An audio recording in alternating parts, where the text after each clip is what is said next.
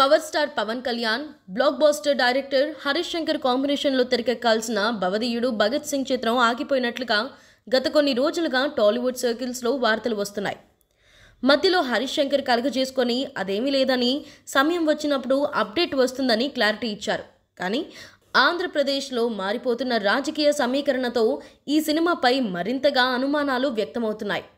Politics పరంగా ఏపీలోనే ఉండాల్సిన ఆవశ్యకత రోజురోజుకు పెరిగిపోతుండడంతో సినిమా పరంగా పవన్ కళ్యాణ్ బ్రేక్ ఇవ్వాల్సిన పరిస్థితి స్పష్టంగా కనిపిస్తున్నాయి. దీంతో ప్రస్తుతం సెట్స్పై ఉన్న హరిహర వీరమల్లు చిత్రం పూర్తవడం కూడా గగనమే అనేలా ఒక్కసారిగా పరిస్థితి మారిపోయింది.